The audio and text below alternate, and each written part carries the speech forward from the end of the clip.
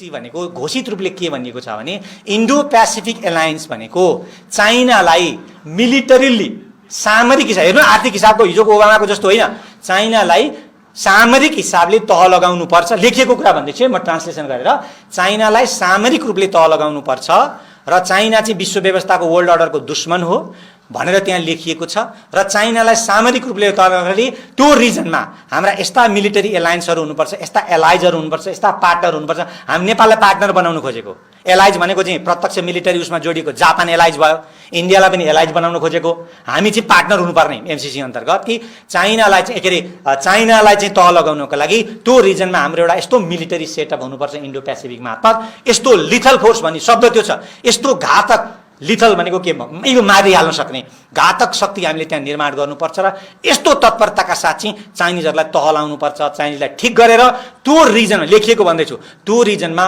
अमेरिकाको वर्चस्व domination hegemony maintain गर्नुपर्छ चाइनाले हाम्रो हेजेमनीलाई त्यहाँ च्यालेन्ज गरेको छ भनेर लेखिएको छ हाम्रा एमसीसीका साथीहरूलाई समर्थन गर्ने पार्टीहरूलाई हिजो अस्ति भर्खर अधिवेशनमा मार्क्सवाद लेनिनवादको कसम खाएकाहरूलाई पनि म भन्न चाहन्छु कि यो चीज पढेपछि तिम्रो आङ सिरिङ्ग हुँदैनन् भने मलाई भन न ल यो चीज चाइनालाई इन्सर्कल गरेर लिथल फोर्स मार्फत हमला गर्नुपर्छ र त्यस्तो तत्परता साथ गर्नुपर्छ त्यसको की पार्टनर हाम्रो इन्डिया हुनेछ जापान हुनेछ भनेर लेखिएको चिजले तपाईलाई असर पार्दैन त्यो रणभूमि नेपाल भोलि यो विश्व व्यवस्थाको कन्फ्रन्टेसनले हामी गयौँ भने नेपाल कुन ठाउँमा हुन्छ नेपाल कसरी जोगिन्छ यो चिज त सोच्नुपर्ने हो नि कि यति पनि देखिँदैन भन्ने लाग्छ मलाई त्यही केही करोड अरब रुपियाँ मात्रै देखिने कुरा त्यसमाथि आफ्नो कमिसन देख्ने कुरा त्यसमाथि आफ्नो व्यक्तिगत निजी या पार्टीगत हित देख्ने कुराले सीमित भएर हामी एउटा विशाल युद्ध उन्मादी विश्व व्यवस्थामा दुईटा ठुला शक्तिहरूको झडप हुने खतरामा को बीचमा पर्ने खतरा छ त्यसकारणले एमसीसीलाई बहिष्कार गर्नुपर्छ भन्ने कुरा हो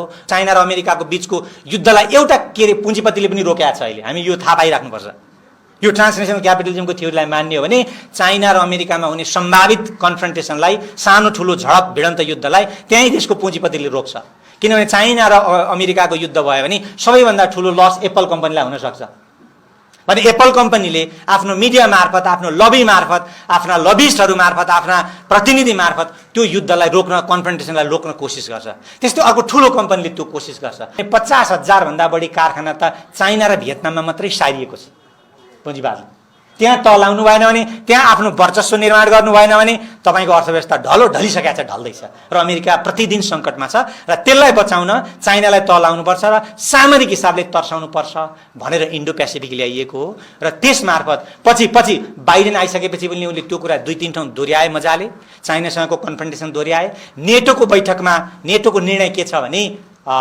जुन कतितिर भएको थियो 2021 मैले मिति बिर्सेँ यद्यपि तपाईहरुलाई थाहा छ नेटोमा प्रष्ट रूपले चाइना केन्द्रित भएर आलोचना निन्दा गरिएको छ रसियालाई दुश्मनको रूपमा राखिएको छ चाइनालाई गाली गरिएको छ त्यसपछाडि त तपाई त्यति मात्रै होइन G7 को चाहिँ बैठकमा पनि चाइनालाई नै गाली गरिएको छ चाइनामा मानवाधिकारको प्रश्न उठाइएको छ चाइनाले ठगो हाम्रो करेन्सी नक्कली करेन्सी ल्यायो भन्नेसँग हिजो उत्तर कोरियाको बारेमा भनिएका कुरा त्यहाँ पनि दोहोऱ्याइएको छ भने हरेक उनीहरुका मन छ अहिले सन्दर्भ आयो डेमोक्रेसीवाला हैन त्यो डेमोक्रेसी फोरममा पनि यसै गर्न खोजिएको थियो र अहिले मात्र एउटा लतारिएको घटना मात्रै के छ भने अस्ति बाइडेन र चाहिँ कसको हाम्रो सी जिनपिङको बैठकमा चाहिँ बल्ल अलिकति लतारिए जस्तो धम्कीको भाषा हाम्रा चिनिया साथीहरूले बोले जस्तो उनीहरू अलि डराए जस्तो भाषा देखिन्छ र ताइवानमा हाम्रो अर्को पोलिसी चेन्ज भएको छैन भनेर उनले कमिटमेन्ट नै गर्नु पर्यो कसमै खानु पर्यो बाइडेनले भन्ने न्युजमा आएको थियो भनेको यो के भने अहिलेको एमसीसी भनेको यसै यो 2-4 अरब खरब रुपियाँ ल्याउने कुरा या एउटा बिजुलीको तार झुन्याउने कुरा या बाटो बनाउने कुरा या नेपालको इन्फ्रास्ट्रक्चर बनाउने कुरासँग सम्बन्धित हुँदै होइन एमसीसी को नियत एमसीसी कति खुनी छ कति खतरनाक छ नेपाललाई भन्ने कुरामा अब हामी बीच ठूलो विवाद छैन तर मैले एउटा पाटो यो पाटो पनि उठाउँदै छु र यो पाटो आजको विषयको हिसाबले मात्रै नभएर यो पाटो के अर्थमा पनि महत्त्वपूर्ण छ भने हामी कहाँ एउटा समाजवादीहरूका लागि पुँजीवाद निर्माण गर्ने एउटा अहिलेको प्रारम्भिक कार्यदिशा हो भन्ने अन्योलपूर्ण भ्रमपूर्ण एउटा ठूलो चीज चाहिँ प्रचारमा छ पुँजीवाद अहिलेका कम्युनिस्टहरूले अहिलेका समाजवादीहरूले के गर्नुपर्छ भने यो युग चाहिँ पुँजीवाद निर्माण गर्ने युग हो भन्ने छ र त्यहाँ लेनिनलाई जोडिन्छ माओलाई जोडिन्छ लेनिनको नयाँ आर्थिक नीति त आधारभूत रूपले पुँजीवाद उन्मुख थियो नि समाजवाद तत्काल सफल हुँदैन भन्ने अर्थमा बुझाइन्छ र माओको नयाँ जनवादी क्रान्तिको एउटा वर्ग नयाँ जनवादी क्रान्ति गर्ने एउटा वर्ग पुँजीपति हो र नेतृत्व सर्वहाराको हो र त्यसको एउटा अङ्ग पुँजीपति 4 वर्ग मध्ये पुँजीपति वर्ग हो भन्ने कुरालाई ल्याएर त्यो तर्क गरिन्छ। तर म त्यही कुरासँग अलिकति त्यसको समीक्षा गर्दै यो एमसीसी भन्ने चिजलाई आजको पुँजीवादमा एमसीसी के हो? अमेरिकाको लोकतन्त्र एकछिनलाई बिर्सिदिन्छु मैले, तर बिर्सिन त सन्दर्भ त जोडिन्छ। अमेरिकाको लोकतन्त्र भनेको एक हिसाबले भन्नुहुन्छ भने आजको पुँजीपति वर्ग र साह्रै 1%को पनि 1% भनिन्छ क्या अहिले चाहिँ 1%को पनि 1% जनसङ्ख्याले त्यो लोकतन्त्र मार्फत आफ्नो सत्ता कब्जा गरेको। मलाई यस्तो लाग्छ त्यही लोकतन्त्र मार्फत मजदुर वर्गले त्यो सत्ता लिन सक्छ कि भन्ने ठाउँमा छु। यो पनि संवाद चाहिँ गरौँला। फेरि पनि कोही साथीहरू सक्दैन भन्ने हुनुहुन्छ, त्यो पनि विचार गरौँला। तर आज चाहिँ म के कुरा गर्दैछु भने आज संसार कस्तो व्यवस्था हो भन्नेबाट सुरु गरौँ एकछिनलाई।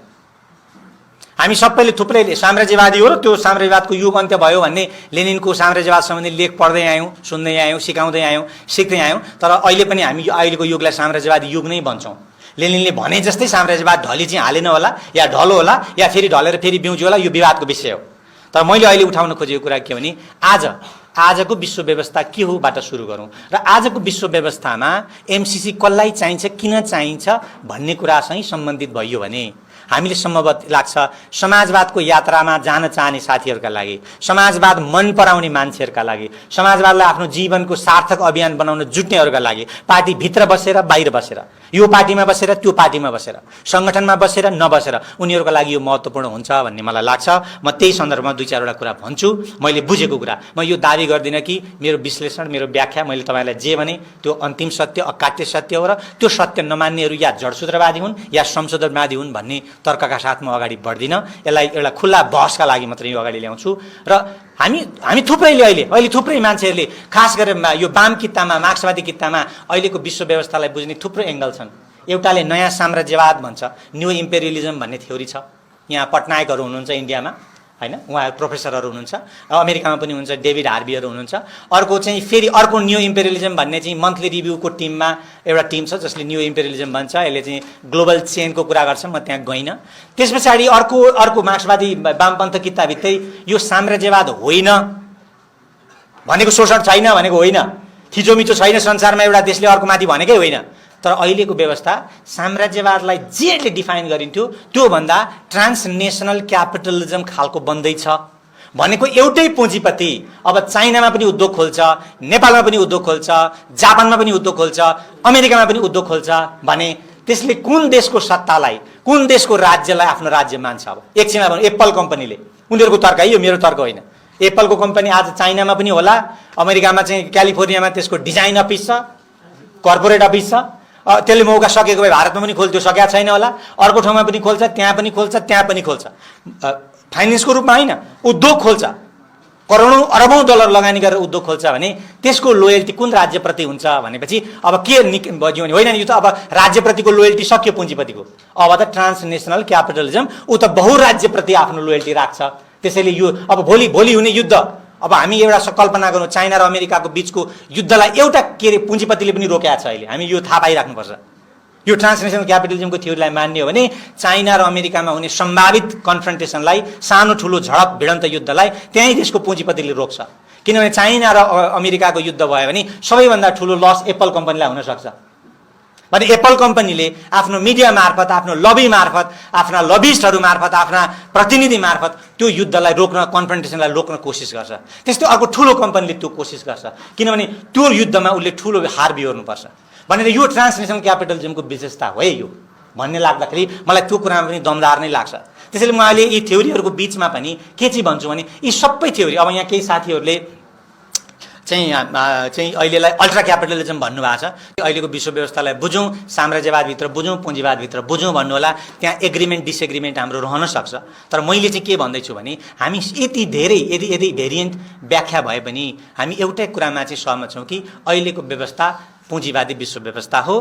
त्यो पुँजीवादी विश्व व्यवस्थामा अहिले फेरि उल्टो चाहिँ के भइरहेछ भने अमेरिका भन्ने देशमा सम्पत्तिको सङ्ग्रह होइन, चीनमा सम्पत्तिको सङ्ग्रह बढेको छ, भियतनाममा सम्पत्तिको सङ्ग्रह बढेको छ, साउथ अफ्रिकामा सम्पत्तिको सङ्ग्रह बढेको छ, लेटिन अमेरिकाका केही राष्ट्रहरू सम्पत्तिको सङ्ग्रह बढेको छ र युरोप र अमेरिकामा सम्पत्तिको सङ्ग्रह, जसलाई हामी मार्क्सवादीहरू पुँजीको सङ्ग्रहको अर्थमा बुझ्छौँ, त्यहाँ सम्पत्तिको सङ्ग्रह घट्दै गएको छ र उनीहरूको व्यवस्थाभित्र सङ्कट सिर्जना हुँदैछ। यहाँ चाहिँ पुँजीवादका कोर देशहरूभित्र सङ्कट सिर्जना हुँदै र हिजो पेरिफेरीमा रहेका गरिब राष्ट्रहरूमा चाहिँ सम्पत्तिको सङ्ग्रह बढेर ती राष्ट्रहरू चाहिँ उदयमान पुँजीवादी या समाजवादी या मिश्रित अर्थव्यवस्थाका राज्यको रूपमा उदयमान हुँदैछन् भने आजको विश्व व्यवस्था त्यतातर्फ जाँदैछ र पुँजीवादको सङ्कट एकदम नजिक छ अरे। र केही मार्क्सवादी जस्तो एकजना आरिगी भन्ने हुनुहुन्छ, केही वालस्टिन भन्ने हुनुहुन्छ, केही विश्वविद्यालयका टेक्स्टहरूमा परिचित हुने साथीहरू र अर्को तरिकाले पढ्ने साथीहरूलाई थाहा छ, उहाँहरूले यो विश्व व्यवस्थालाई पुँजीवादको टर्मिनल क्राइसिस अन्तिम सङ्कटको रूपमा बुझ्दै हुनुहुन्छ। किन बुझ्दै हुनुहुन्छ भने हिजो पुँजीवाद विश्वव्यापी भइसकेको रहेनछ। लेनिनले जति बेला साम्राज्यवादको व्याख्या गर्दै हुनुहुन्थ्यो त्यो बेला साम्राज्यवाद विश्वव्यापी भएकै रहेनछ, किनभने चाइनाको भास्ट टेरिटोरीमा साम्राज्यवादको प्रवेशै भएको रहन्छ। इन्डियामा कोलोनियलिजम हुँदाहुँदै पनि गाउँ गाउँमा त्यो साम्राज्यवादले आफूलाई एकदम म्याच्योर अवस्थामा प्रवेश गर्न पाएकै रहन्छ। लेटिन अमेरिकामा साम्राज्यवादको शोषण हुँदाहुँदै पनि त्यसले त्यो भित्रको उत्पादक शक्तिलाई पुरै कब्जा लिएर आफू अनुकूलको बनाइसकेको रहेनछ। हेर्नु न अहिले चाइनामा यत्रो उद्योग धन्दाको विकास किन भयो भने त्यहाँ चाहिँ पुँजीवादको विकास गर्ने भास्ट एउटा अपर्च्युनिटी रहेछ, ठाउँ रहेछ। त्यसैले हिजो लेनिनले भन्दै गर्दा साम्राज्यवाद किन ढलेन भनेर हामीले चिन्तन गर्दा सायद त्यो विश्वव्यापी भइ नसकेको कारणले ढलेको हो कि किनभने यहाँ सङ्कट आयो 1970मा जब साम्राज्यवाद पुँजीवादी केन्द्रमा सङ्कट आयो तिनले आफ्नो सङ्कट चाहिँ मूलतः चाइना र भियतनाममा सारे। त्यसकारणले अमेरिकी कम्पनीहरू ल्याउने इन्ट्रेस्ट चाहिँ अमेरिकाको चाइनाको भन्दा अमेरिकाको बढी थियो। रिचार्ड निक्सन त्यसै आएको होइन त्यहाँनिर, त्यसका विशेष दूतहरू त्यसै डुलेका होइनन् त्यहाँनिर।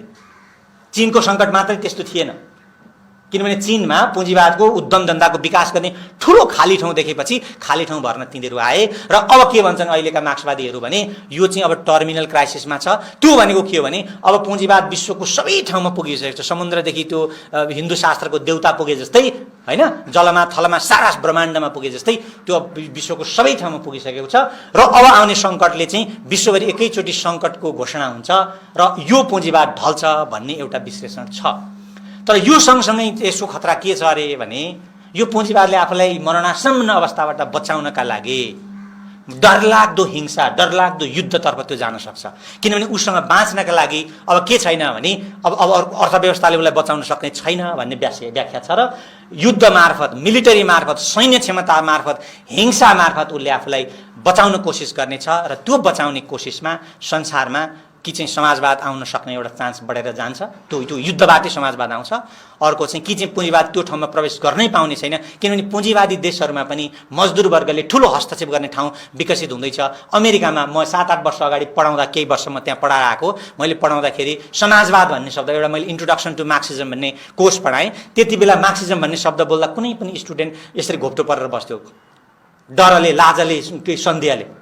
तर त्यति बेला हुँदाहुँदै एउटा बर्नी स्यान्डरको सामान्य सुधारवादी समाजवादी अभियान आयो। साराका सारा मान्छे के भए, युवाहरू, स्कुलका केटाकेटीहरू, विद्यार्थीहरू चाहिँ समाजवादका फ्यानहरू भएर गए र लाखौँ लाख मान्छेहरू समाजवादको पक्षमा रहेर ठुल्ठुला अहिले समाजवादी अभियानहरू त्यहाँ चलेका छन्। भनेको के भने त्यो सङ्कटले त्यही मजदुर वर्गलाई यो ठाउँमा पुर्याउन सक्छ कि त्यो मजदुर वर्गले त्यो सत्तामा हस्तक्षेप गरेर युद्धलाई रोक्ने चान्स पनि छ। नभए युद्धलाई रोक्ने चान्सहरू अब धेरै छैन। अहिले संसार जसरी अगाडि बढेको छ युद्ध उन्मुखमा बढेको छ। र संसारमा हिजो हामी 1970मा जति बेला 80-90 हजार अणुबमहरू अमेरिका र चाहिँ हाम्रो यो सोभियत युनियनसँग हुन्थे, अहिले तीभन्दा खतरनाक रूपले संसारलाई ध्वस्त गर्ने क्षमतामा छन्। न्युक्लियर मोडर्नाइजेसन भनेर चाइनादेखि तपाईँको अमेरिका, फ्रान्स, बेलायत, जर्मनीहरूको चाहिँ न्युक्लियर मोडर्नाइजेसन भन्ने प्रोजेक्टमा ठुलो सङ्ख्यामा ट्रिलियन डलरहरू खर्च भएको छ, ठुलो सङ्ख्यामा पैसा खर्च भएको छ। भनेको यो भनेको युद्ध उन्मुख छ संसार। तर हाम्रो वाम आन्दोलनलाई, हाम्रो पोलिटिकल डिस्कोर्सलाई, हाम्रो जर्नालिजमलाई यो कुरो खासै चासै लाग्दैन। यो कुरो थाहा पनि छैन होला, थाहा भए पनि यो विषय उनीहरूको रुचिको विषय नहोला। हामी त्यस्तो उन्माद त्यस्तो विश्व व्यवस्थातर्फ गइरहेछौँ। हो, यही सन्दर्भमा एमसिसी एउटा यस्तो परियोजना हो। म एमसिसीको धेरै कुरा गरिनँ, भीमरावजीले पनि धेरै कुरा गरिसक्नु भएको छ, हाम्रो लीला सरले पनि धेरै कुरा गर्नु भएको छ, अरू साथीहरूले धेरै लेख्नु भएको छ। म ती विषयहरू सम्भवतः उहाँहरूले नै उठाउनु होला। मलाई फरक जस्तो लागेको विषय चाहिँ के हो भन्दाखेरि अहिले यही विषयमा हो, यो साम्राज्यवादले विश्वको अहिलेको अर्थ पुँजीवादी व्यवस्था जो ढलेको ढलै छ। अमेरिकामा सङ्कट बढेको छ, अमेरिकाको चाहिँ मन्दी बढै छ, त्यसको ग्रोथ 0% को हाराहारीमा छ, मरेर कहिले 0.2% पुग्छ, म्याक्सिमम 2% पुग्छ कहिलेकाहीँ। केही चमत्कार राष्ट्रपतिले गर्यो भने, नभए त्यो खस्कै छ। युरोप खस्केको छ, बेलायतमा सङ्कट छ। त्यसैले बेलायतमा जेरोमी कोर्बिनको सोसियलिजमको मुभमेन्ट आउँछ र लेबर पार्टी, हिजो जो नव उदारवादीहरूले कब्जा गरेको पार्टी जेरोमी कोर्बिनका साथीहरूले नेतृत्व गर्ने, कब्जा गर्ने ठाउँमा पुगेको छ र त्यहाँ ठुलो म्यासिभ समाजवादप्रतिको सपोर्टको एउटा सम्भावना बढेको छ। है। यो सन्दर्भमा यस्तो चिज के हो, एमसीसी के चिज हो भने अहिलेको पुँजीवादी व्यवस्थाले आफूलाई बचाउनका लागि एउटा चिज अपनाएको छ। उसले के गरेको छ भने चाइना इन्सर्कलमेन्ट प्रोजेक्ट भन्ने उनीहरूको एउटा सुसुप्त प्रोजेक्ट छ। त्यो तपाईँले बाहिरपट्टि देख्नुहुन्न थियो हिजोसम्म। ओबामाको कालमा चाइनासँगको फोरेन पोलिसी भनेको इन्गेजमेन्ट हो। त्यसैले हाम्रा केही एमसीसी पक्षधर विद्वानहरूले के बोल्छन् भने 2004मा चाहिँ किन के अरे फलानाले एमसीसीको समर्थन गरेको, 18, 19, 20मा आउँदा किन विरोध गरेको। 2004को एमसीसी र 2020 र 21को एमसीसीमा आकाश जमिनको अन्तर छ। 2004को एमसीसी भनेको सामान्य अमेरिकाले गरिब राष्ट्रहरूलाई दिने सफ्ट लोन युएसएड मार्फत जो 50-60 वर्षदेखि दिइरहेछ। त्यसमा मिलिटरी अट्याचमेन्ट हुँदैन, सैन्यको कुरा हुँदैन, अर्को देशलाई तपाईँले दुश्मन भनेर घोषणा गर्नु पर्दैन। तर आजको मितिको ट्रम्प आइसकेपछिको त्यस कारणले पनि एमसीसी अहिले फरक हो।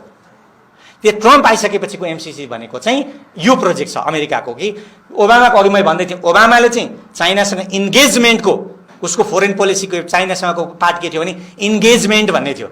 डायलग गरिरहने नेगोसिएसन बार्गेनिङ गरिरहने, हाउ गरिरहने, बेला बेला तर्साई तुर्सी गरिरहने, एकअर्कालाई तर्साउने, तर आधारभूत रूपले के गर्ने पिसफुल इन्गेजमेन्ट गर्ने, मिलिटरी कन्फ्रन्टेसनमा नजाने भन्ने थियो। किनभने ओबामा इन्टेलिजेन्ट मान्छे हो र उसलाई के थाहा थियो भने त्यसको कस्ट चाहिँ अमेरिकाले अब के गर्न सक्दैन, बेहोर्न सक्दैन। जापानसँगको एउटा युद्धमा रसियनहरूले हारेपछि जारको व्यवस्थाभित्र सङ्कट सुरु भएको हो।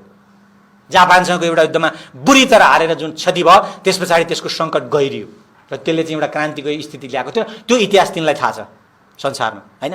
त्यसकारणले अहिलेको एमसीसी के हो भन्दाखेरि हिजो ओबामाले इन्गेजमेन्ट भन्थ्यो, चाइनासँग मिलिटरी कन्फ्रन्टेसनको कुरा थिएन, होइन। यद्यपि त्यहाँ तस नस त थियो, हामीलाई थाहा छ। तर ट्रम्प आइसकेपछि चाहिँ चाइनासँग प्रत्यक्ष मिलिटरी कन्फ्रन्टेसन गर्ने भनेर घोषित उनीहरूको नेसनल स्ट्राटेजी र सेक्युरिटी स्ट्राटेजीमा लेखिएको छ। घोषित रूपले मिलिटरी कन्फ्रन्टेसन गर्ने र इन्सर्कलमेन्ट गर्ने भनेको छ। र अहिले संसारमा झन्डै 900को हाराहारीमा अमेरिकाका फौजहरू विदेशमा छन् भने त्यो मध्ये 400 फौजको त्यो के भन्छ हामी फौजको बस्ने ठाउँलाई ब्यारेक 400 ब्यारेकहरू चाहिँ चाइनामा केन्द्रित, चाइनालाई इन्सर्कल गर्न केन्द्रित गरेर राखिएको छ। जापानदेखि साउथ कोरियादेखि ताइवानमा नभए पनि अनि अन्त यो वरिपरि घुमेको रिजनमा 400वटा मिलिटरी बेस चाहिँ चाइना केन्द्रित छन् भनिएको छ। ताइवानमा त मिसाइल्सहरू चाइनाको मेनल्यान्डलाई यसरी हान्नका लागि एङ्गल मिलाएर राखिएको छ। त्यो कन्फ्रन्टेसनमा पुगेको छ। साउथ चाइना सीको हामीलाई सबै कन्फ्रन्टेसन थाहा छ। अहिले अमेरिकनहरूले कन्फ्रन्टेसन बढाउँदै तिब्बत सम्बन्धी एउटा ऐन पास गरेको छ। तिब्बतमा ठाडै हमला गर्ने कानुन बनाइएको छ। ठाडै हमला, प्रत्यक्ष हमला गर्ने। युङ्गुर भन्ने मुस्लिम समुदायको बारेमा एउटा पोलिसी कानुन छ, त्यो अन्तर्गत सिधै हस्तक्षेप गर्न पाउने बनाइएको छ। ताइवान सम्बन्धी अहिले उनीहरूले नयाँ युटर्न लिएको छ। ताइवानलाई हिजो चाइनाको इन्टिग्रेटेड पार्ट मानेको थियो भने अहिले ताइवानलाई प्रोभोक गर्दै इन्डिपेन्डेन्टली सहयोग गरिरहेछन् इन्फर्मली। यद्यपि अमेरिकाको कानुनमा चाहिँ ताइवान इन्डिपेन्डेन्ट स्टेट होइन र ताइवानलाई यतापट्टि युङ्गुर मुस्लिमको कुरा, तिब्बतको कुरा र इन्डियालाई ठुलो आफ्नो मिलिटरी एलायन्सको रूपमा विकसित गरेर चाइनासँगको लेखिएको घोषित के छ भने संसारमा 4-5वटा चाहिँ संसार विश्व व्यवस्थाका दुश्मन हुन् भनेको त्यहाँ नराम्रो शब्दहरू छन् अङ्ग्रेजीमा। एउटा रसियालाई भनिएको छ, अर्को चाइनालाई भनिएको छ, अर्को नर्थ कोरियालाई भनिएको छ, अर्को इरानलाई भनिएको छ। यो 4वटा देशलाई तोकेर आफ्नो अफिसियल डकुमेन्टमा शत्रु घोषित गरिएको छ। अब हामी एमसीसीमा के सम्झौता गर्न चाहँदैछौँ भने त्यो भनेको हामीले चाइनालाई अमेरिकाको शत्रु हो भनेर अमेरिकाले भनेको कुरा हामीले मान्नुपर्ने भनेको र चाइनाको इन्ट्रेस्टको विरुद्धमा के अरे अमेरिकाको सेक्युरिटी इन्ट्रेस्टको विरुद्धमा नेपालले केही पनि गर्न पाउँदैन भनेको के भने भोलि चाइनासँग हामीले एउटा बाटो खोल्ने भयौँ, चाइना हाम्रो भनेर हामी बाटो खोल्ने भयौँ भने चाइना हाम्रो दुश्मन हो, त्यो बाटो मार्फत यहाँ मिलिटरी आउने खतरा छ र यसले हाम्रो नेसनल सेक्युरिटीलाई थ्रेट गर्छ, यो बन्द गर भनिसक्दा हामीले के गर्नुपर्छ? बन्द गर्नुपर्छ। हाम्रो इन्डिपेन्डेन्स त्यस पछाडि सकिन्छ। अहिले जति छ फङ्सनल इन्डिपेन्डेन्स त्यो पनि सकिन्छ, अफिसियल्ली सकिन्छ। त्यसैले अहिलेको एमसीसी भनेको घोषित रूपले के भनिएको छ भने इन्डो पेसिफिक एलायन्स भनेको चाइनालाई मिलिटरीली सामरिक हिसाब, हेर्नु आर्थिक हिसाबको हिजोको ओबामाको जस्तो होइन, चाइनालाई सामरिक हिसाबले तह लगाउनु पर्छ। लेखिएको कुरा भन्दैछु म ट्रान्सलेसन गरेर, चाइनालाई सामरिक रूपले तह लगाउनु पर्छ र चाइना चाहिँ विश्व व्यवस्थाको वर्ल्ड अर्डरको दुश्मन हो भनेर त्यहाँ लेखिएको छ र चाइनालाई सामरिक रूपले तर्दाखेरि त्यो रिजनमा हाम्रा यस्ता मिलिटरी एलायन्सहरू हुनुपर्छ, यस्ता एलाइजहरू हुनुपर्छ, यस्ता पार्टनर हुनुपर्छ। हामी नेपाललाई पार्टनर बनाउनु खोजेको, एलाइज भनेको चाहिँ प्रत्यक्ष मिलिटरी उसमा जोडिएको जापान एलाइज भयो, इन्डियालाई पनि एलाइज बनाउनु खोजेको। हामी चाहिँ पार्टनर हुनुपर्ने एमसीसी अन्तर्गत कि चाइनालाई चाहिँ के अरे चाइनालाई चाहिँ तह लगाउनको लागि त्यो रिजनमा हाम्रो एउटा यस्तो मिलिटरी सेटअप हुनुपर्छ इन्डो पेसिफिक मार्फत। यस्तो लिथल फोर्स भन्ने शब्द त्यो छ, यस्तो घातक लिथल भनेको के यो मारिहाल्न सक्ने घातक शक्ति हामीले त्यहाँ निर्माण गर्नुपर्छ र यस्तो तत्परताका साथ चाहिँ चाइनिजहरूलाई तहलाउनुपर्छ, चाइनिजलाई ठिक गरेर त्यो रिजन लेखिएको भन्दैछु, त्यो रिजनमा अमेरिकाको वर्चस्व, डोमिनेसन, हेजेमनी मेन्टेन गर्नुपर्छ। चाइनाले हाम्रो हेजेमनीलाई त्यहाँ च्यालेन्ज गरेको छ भनेर लेखिएको छ। हाम्रा एमसिसीका साथीहरूलाई समर्थन गर्ने पार्टीहरूलाई हिजो अस्ति भर्खर अधिवेशनमा मार्क्सवाद लेनिनवादको कसम खाएकाहरूलाई पनि म भन्न चाहन्छु कि यो चिज पढेपछि तिम्रो आङ सिरिङ्ग हुँदैनन् भने मलाई भन न ल। यो चिज चाइनालाई इन्सर्कल गरेर लिथल फोर्स मार्फत हमला गर्नुपर्छ र त्यस्तो तत्परता साथ गर्नुपर्छ। त्यसको की पार्टनर हाम्रो इन्डिया हुनेछ, जापान हुनेछ भनेर लेखिएको चिजले तपाईँलाई असर पार्दैन? त्यो रणभूमि नेपाल भोलि यो विश्व व्यवस्थाको कन्फ्रन्टेसनले हामी गयौँ भने नेपाल कुन ठाउँमा हुन्छ, नेपाल कसरी जोगिन्छ, यो चिज त सोच्नुपर्ने हो नि कि यति पनि देखिँदैन भन्ने लाग्छ मलाई। त्यही केही करोड अरब रुपियाँ मात्रै देखिने कुरा, त्यसमाथि आफ्नो कमिसन देख्ने कुरा, त्यसमाथि आफ्नो व्यक्तिगत निजी या पार्टीगत हित देख्ने कुराले सीमित भएर हामी एउटा विशाल युद्ध उन्मादी विश्व व्यवस्थामा दुईटा ठुला शक्तिहरूको झडप हुने खतरामा को बीचमा पर्ने खतरा छ। त्यसकारणले एमसिसीलाई बहिष्कार गर्नुपर्छ भन्ने कुरा हो। र यहाँनिर मैले उठाउन खोजेको के भने एमसिसी भनेको चाहिँ अहिलेको विश्व व्यवस्था, पुँजीवादी विश्व पतन उन्मुख हुँदै गरेको विश्व पुँजीवादी या साम्राज्यवादी जे भन्नुहोस्, मैले अहिले पुँजीवादी मात्रै भने विवाद नहुन, त्यो विश्व व्यवस्थालाई पुनर्जी, किनभने चाइनालाई तह नलागेकन अमेरिकाको पुँजीवाद अब ठिकठाक हुनेवाला छैन। हेर्नुहोस् है, यो सिधा कुरा, चाइनालाई तह लगाउनु पर्नेछ र मात्रै अमेरिकाको पुँजीवाद ठिकठाक हुनेछ। किनभने 50,000 भन्दा बढी कारखाना त चाइना र भियतनाममा मात्रै सारिएको छ पुँजीवाद। त्यहाँ तह लाउनु भएन भने, त्यहाँ आफ्नो वर्चस्व निर्माण गर्नु भएन भने तपाईँको अर्थव्यवस्था ढलो ढलिसकेको छ, ढल्दैछ र अमेरिका प्रतिदिन सङ्कटमा छ र त्यसलाई बचाउन चाइनालाई तह लाउनुपर्छ र सामरिक हिसाबले तर्साउनुपर्छ भनेर इन्डो पेसिफिक ल्याइएको हो। र त्यसमार्फत पछि बाइडेन आइसकेपछि पनि उनले त्यो कुरा 2-3 ठाउँ दोहोऱ्याए, मजाले चाइनासँगको कन्फ्रन्टेसन दोहोऱ्याए। नेटोको बैठकमा नेटोको निर्णय के छ भने जुन कतितिर भएको थियो 2021, मैले मिति बिर्सेँ, यद्यपि तपाईँहरूलाई थाहा छ, नेटोमा प्रष्ट रूपले चाइना केन्द्रित भएर आलोचना निन्दा गरिएको छ, रसियालाई दुश्मनको रूपमा राखिएको छ, चाइनालाई गाली गरिएको छ। त्यस पछाडि त तपाईँ त्यति मात्रै होइन, G7 को चाहिँ बैठकमा पनि चाइनालाई नै गाली गरिएको छ, चाइनामा मानवाधिकारको प्रश्न उठाइएको छ, चाइनाले ठगो हाम्रो करेन्सी नक्कली करेन्सी ल्यायो भन्नेसँग हिजो उत्तर कोरियाको बारेमा भनिएका कुरा त्यहाँ पनि दोहोऱ्याइएको छ भने हरेक उनीहरूका मन छ। अहिले सन्दर्भ आयो डेमोक्रेसीवाला होइन, त्यो डेमोक्रेसी फोरममा पनि यसै गर्न खोजिएको थियो। र अहिले मात्र एउटा लतारिएको घटना मात्रै के छ भने अस्ति बाइडेन र चाहिँ कसको हाम्रो सी जिनपिङको बैठकमा चाहिँ बल्ल अलिकति लतारिए जस्तो, धम्कीको भाषा हाम्रा चिनिया साथीहरूले बोले जस्तो, उनीहरू अलि डराए जस्तो भाषा देखिन्छ। र ताइवानमा हाम्रो अर्को पोलिसी चेन्ज भएको छैन भनेर उनले कमिटमेन्ट नै गर्नु पर्यो, कसमै खानु पर्यो बाइडेनले भन्ने न्युजमा आएको थियो।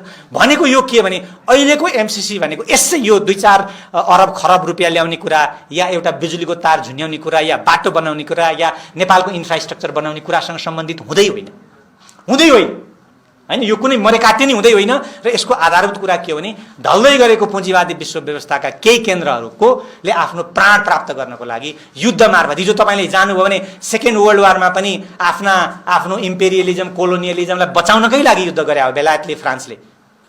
उनीहरू जब युद्धमा गए त्यो, अथवा जापान किन युद्धमा गयो दोस्रो विश्वमा भने आफ्ना कोलोनीहरू मेन्टेन गर्न गयो, तर त्यो केही पनि गर्न सकेन र अमेरिकाले बनाइदिएको संविधानमा सीमित भएर जापान बस्यो होइन। त्यसरी त्यो स्थितिमा पुग्दाखेरि त्यो कोसिस गरेको कुरा त second world war, first world वारमा छ र मार्क्सवादी अर्थशास्त्रीहरूले यही भनिरहेछन् कि यो जान्छ, यो युद्धमा जाने खतरा छ र युद्धमा जानको लागि उसले एमसिसी या इन्डो पेसिफिक लिएर आएको छ। यो गम्भीरता चाहिँ हामीले अलिक बुझ्यौँ भने र केही साथीहरूलाई बुझाउन सक्यौँ भने हामी एउटा ठुलो दुर्घटनाबाट बच्न सक्ने सम्भावना रहन्छ, नभए हुँदैन। म एउटा सानो कुरा, मार्क्सले पुँजीमा लेखेको कुरा, मैले अझै भर्खरै एउटा पुँजीका केही मूल अंशहरू उल्था गरेर एउटा सानो पुस्तिका बनाएको थिएँ, किताब, खास गरेर स्कुलका युनिभर्सिटीका भाइ बहिनीहरूलाई पढ्नको लागि भनेर। त्यसको एउटा सानो कुरा म भन्छु र आजलाई म यहीँ बिदा लिन्छु। पुँजी टाउकादेखि पैतालासम्म सबै पालहरूबाट रगत र फोहोर चुहाउँदै आउँछ। तपाईँलाई पुँजीवादीहरूले भने जस्तो, एमसिसीका पक्षधरले भने जस्तो त्यो फ्री मार्केट उद्यमबाट कहिल्यै कुनै पुँजीवाद आएको छैन होइन। फ्री मार्केट र उद्यमबाट आउँथ्यो भने ब्रिटिस क्यापिटलिजमलाई 200-250-300 वर्षसम्म इन्डियालाई कोलोनी बनाउन आवश्यक थिएन, अफ्रिकालाई कोलोनी बनाउन आवश्यक थिएन, फ्रान्सलाई, पोर्चुगिजलाई, लेटिन अमेरिकाका राष्ट्रहरू कोलोनी बनाउन आवश्यक हुँदैन थियो। त्यो लुट्नकै लागि कोलोनी चाहिन्छ, लुट्नकै लागि बन्दुक चाहिन्छ। त्यसैले यहाँ लेखिएको मार्क्सले चाहिँ यो टिजे ड्यानिङ भन्ने एकजना अर्थशास्त्री, दर्शनशास्त्रीको कोट गरेको हुन्। पुँजीले कुनै मुनाफालाई छोड्दैन। पर्याप्त नाफा हुने अवस्थामा पुँजी साहसी बन्छ, त्यसमा करेज आउँछ। पर्याप्त नाफा 10-12%, 10% मुनाफाको निश्चित हुँदा त्यो जहाँ पनि जान्छ, गइहाल्छ, त्यो जान कोसिस गरिहाल्छ। त्यसैले त्यो भियतनाममा गयो कम्युनिस्ट सत्तामा, चाइनाको कम्युनिस्ट सत्ता, अथोरिटेरियन कम्युनिस्ट सत्तालाई गाली गरेकोमा उसलाई त्यहाँ गएर प्रवेश गर्यो, किनभने 10-20% नाफाको ग्यारेन्टी चाइनिज राज्यले गरिदिएको थियो तिनलाई। जान्छ, जहाँ पनि जान्छ। 20% मुनाफाले त्यसको उत्सुकता बढाउँछ। यो मार्क्सले कोट गरेको, मार्क्सको लाइन होइन है। 50%ले सकारात्मक दुस्साहस ल्याउँछ, ऊ एकदम अब दुस्साहसी भइहाल्छ, ड्यासिङ टाइपको त्यो हिन्दी फिल्मको हिरो जस्तो हुन्छ होइन। एक्लै गएर पाकिस्तानका 5-7वटा सेनाका ब्यारेक पड्काएर आउँछ नि हिन्दी फिल्मको हिरोले, त्यस्तो भइदिन्छ ऊ।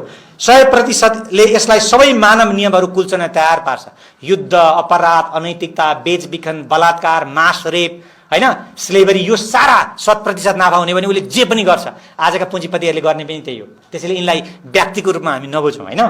300% नाफाको किटानी हुने भयो भने मालिक झुन्याइने सम्भावना हुँदाहुँदै पनि त्यस्तो कुनै अपराध छैन जो गर्न पुँजी हिचकिचाउँछ भनेको। अहिलेको एमसीसी मलाई यो 300% नाफावाला लाग्छ, या उसले आफूलाई बचाउनका लागि ऊ एउटा यस्तो युद्धमा जान तयार छ, अर्को आफूभन्दा शक्तिशाली हुँदै गरेको देशसँग त्यस्तो युद्धमा जान चाहन्छ। झुन्याइनेवाला छ, त्यो युद्धमा जान चाहन्छ।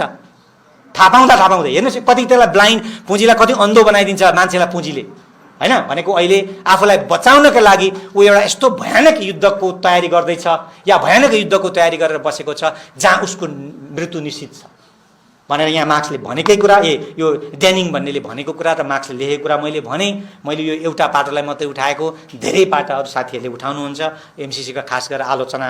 मेरो त एउटा साझा कुरा के छ भने एमसीसीको कुनै शर्त परिवर्तन गरेर पनि अहिलेको एमसीसी, अहिलेको अमेरिकी मिलिटरी स्ट्राटेजीका हिसाबले कुनै चिज परिवर्तन गर्दा पनि पास गर्नु हुँदैन। त्यसका 2-4 लाइनको कुरै छैन होइन। यसलाई संशोधन भन्ने चिज नै मलाई अल्मल्याउन भनिएको, पुँजीवादलाई छक्याउन भनिएको भने ठिक छ, त्यसलाई झुक्याउन भनिएको भने मानुला। तर हामीभन्दा धेरै बाटो छ क्या पुँजीवाद। हामीभन्दा धेरै सूचनाहरू लिएर बस्छ, हामीभन्दा धेरै त्यसका जासुसहरू, किनभने जासुसहरूलाई पे गर्ने हामी क्रान्तिकारीहरूसँग पैसै हुँदैन कि। धेरै युनिभर्सिटीका प्राध्यापकहरू, विज्ञहरू, लोकलहरू, अर्थशास्त्रीहरू उसका खल्तीमा हुन्छन्। त्यसैले पुँजीवादलाई म झुक्याउँछु भन्ने हिसाबले सोच्यो भने झुक्याइँदैन, आफै झुकिन्छ। थुप्रै साथीहरूले क्रान्तिमा म पुँजीवादलाई झुक्याउँछु भनेर लाग्नु भएको थियो, झुकिएन। क्रान्तिहरू गडबड भए संसारभरि, यहाँ मात्रै होइन। त्यसैले पुँजीवादलाई झुक्याइने भन्दा पनि एमसीसी कुनै पनि मूल्यमा पास गर्नु हुँदैन भन्ने नि एजेन्डा लिएर हामी हिँड्नुपर्छ भन्ने मलाई लाग्छ। अनि त्यस पछाडि अब केही साथीहरूले साँच्चै नियतबस नल्याउनकै लागि झुक्याइदिउँ भन्नुभयो भने त्यो पनि ठिकै छ, तर झुकिँदैन है पुँजीवाद। म यो चाहिँ साथीहरूलाई सचेत गर्न चाहन्छु। सुनिदिनु भएकोमा धन्यवाद। कहिलेकाहीँ मेरा कुरा अलिक उग्र जस्ता हुन सक्छन्। अहिले साम्राज्यवाद पुँजीवाद भनौँ भने नि उग्रवादी जस्तो प्रतीत हुँदो रहेछ के। मैले एउटा रेडियो टेलिभिजनमा अन्तर्वार्ता दिँदा पुँजीवाद र साम्राज्यवाद भन्ने शब्द बोल्छु, बडा चाहिँ जिब्रो टोकिहाल्नुहुन्छ त्यो प्रश्न सोध्नेवालाहरूले कि किन उहाँहरूलाई डर लाग्छ म बुझ्दिनँ, तर म भनिरहन्छु। मैले आज पनि भने, सुन्नुभएकोमा फेरि धन्यवाद, आयोजकलाई फेरि धन्यवाद। अब हामी यो अभियानमा सफल हौँ भन्ने सोचौँ, प्रयत्नशील रहौँ। र मेरो कुरा के पनि फेरि अन्तिम आग्रह गर्छु भने अरू विषयहरूलाई, लोकतन्त्रका या अरू मुद्दाहरूमा प्रति बहस गर्दै गर्नुलाई आज भोलि एमसीसीमै फोकस गऱ्यौँ भने सम्भव त्यसमा धेरै थोरै सफलता हामीले हासिल। डिफ्रेन्सेसहरू आकाश जमिनका होलान् हाम्रा, तर हामी सबैको नियत उस्तै छ भन्ने मलाई लागेर मात्रै हो हामी एक ठाउँ जुट्छौँ।